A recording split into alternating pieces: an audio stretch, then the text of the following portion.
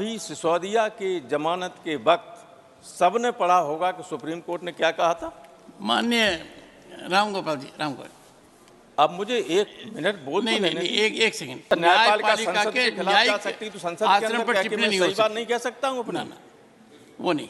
तो रहने दीजिए। हम सब न्यायपालिका की भी इज्जत करते हैं, कार्यपालिका की भी करते हैं और उम्मीद करते हैं कि न्यायपालिका, कार्यपालिका और विधायिका सशक्त रूप से अपने क्षेत्र में काम करेंगे।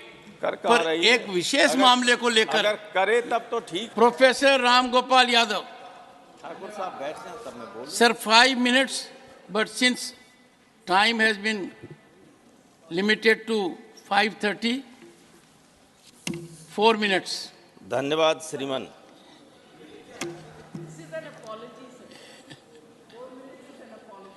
Sir, Ziaji knows the difficulty of this chair. मैं केवल 2-3 बातें कहना चाहूँगा। एक तो ये कि संविधान निर्माताओं ने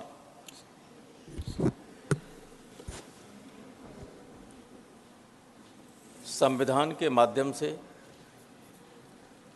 संसद की सर्वोच्चता की बात की थी और कार्यपालिका, न्यायपालिका, इन सब को उनकी अपनी सीमाओं में रहने के लिए कहा था। न्यायपालिका उस स्थिति में जब कोई चैलेंज करे संसद से बनाए हुए कानून को, तो जुडिशियल रिव्यू के अधिकार का प्रयोग करके उस पर अपना फैसला दे सकती है।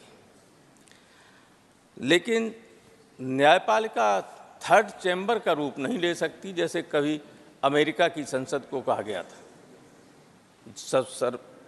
राष्ट्रपति ने कुछ बनाया, उन्होंने रद्द कर दिया, संसद ने कानून बनाया, तो झमेला वहाँ हुआ था। लेकिन ऐसी स्थिति हमारे यहाँ नहीं है। लेकिन अपनी बात पर आने से पहले मैं एक बात अवश्य कहना चाहूँगा कि बहुत ज़्यादा न्यायपालिका पर रिलाई न करें। अभी सिसोदिया की जमानत के वक्त सबने पढ़ा होगा कि सुप्रीम कोर्ट ने क्या कहा था। माननीय रामगोपाल जी, रामगोपाल, अब मुझे एक मिनट बोल नहीं तो नहीं, एक सेकंड। न्यायपालिका के न्यायिक आचरण पर न्यायपालिका के खिलाफ नहीं न्यायपालिका संसद के खिलाफ जा सकती तो संसद के अंदर क्या कि मैं सही बात नहीं कह सकता हूँ अपना? वो नहीं। तो रहने दीजिए। आपने पहले मौलिक बात कही, दमदार बात है। हम सब न्यायपालिका की भी इज्जत करते हैं, कार्यपालिका की भी करते हैं और उम्मीद करते हैं कि न्यायपालिका, कार्यपालिका और विधायिका सशक्त रूप से अपने क्षेत्र में काम करेंगे। पर एक विशेष मामले को लेकर अगर करे तब तो ठीक है। नहीं, एक विशेष मामले को लेकर किसी व्यक्ति का नाम लेकर मैं आपसे अनुरोध करूंगा, आग्रह करूंगा। जुडिशियल अकाउंटेबिलिटी के बिल संसद ने सर्वसम्मत से पारित नहीं किया था। वो मौलिक मुद्दा है, तो उस पर बोलिए। तो न्यायपालिका ने जनता की इच्छा का, संसद का की परवाह की। जब उनके ऊपर आया तो परवाह नहीं की, औरों के ऊपर चाहे हस्तक्षेप करने लगेंगे। लेकिन मैं कहना ये चाहता हूं कि ये सब व्यक्ति के व्यक्तित्व पर निर्भर करता है। टीएन सेशन के जमाने टीएन सेशन का सब व्यक्तित्व था कि उन्होंने लोगों को बताया कि इलेक्शन कमीशन क्या होता है।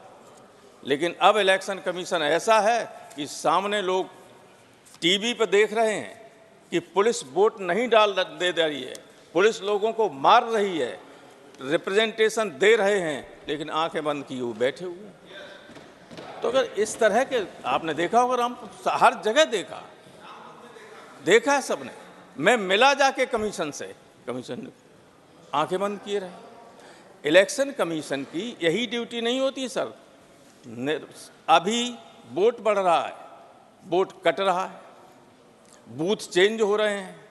आधा मोहल्ला यहाँ लगा है, आधा 3 किलोमीटर दूर लगा है। कुछ नाम ऐसे होते हैं जिनको पहचान लिया जाता है, जाति और धर्म से लाइन खींचते चले जाओ, लाइन खींचते चले जाओ। 50,000 वोट काट दिया, सुनने वाला नहीं कोई मुरादाबाद में, क्योंकि नाम से मुसलमान वोट पहचान लिया जाता है। जिसको चाहे उसको काट दो, कोई रिप्रेजेंटेशन नहीं। तो अगर इलेक्शन कमीशन में निष्पक्ष लोग नहीं होंगे, अगर वो बात नहीं सुनेंगे किसी की, तो डेमोक्रेसी क्या मतलब रह जाता है? डेमोक्रेसी का अर्थ ही ये है कि लोग अपनी इच्छा से, ईमानदारी से, फ्री और फेयर इलेक्शन के माध्यम से अपने प्रतिनिधियों को चुन सकें, अपने ऊपर शासन करने के लिए सरकार को चुन सकें। Thank you. लेकिन हो कहाँ रहा है ये? थैंक यू इसलिए मैं शासन से कहना चाहता हूँ, शासन में बैठे हुए लोगों से, कि कानून तो आप जैसा ला रहे हैं बनेगा ही वैसा। थैंक यू आपकी प्रोफेसर। नीयत पे भी लोगों को संदेह है, लेकिन ऐसे लोगों को नॉमिनेट करना इलेक्शन कमीशन में जिनके अपनी अंतरात्मा नाम की कोई चीज हो, जो अन्याय न होने दें,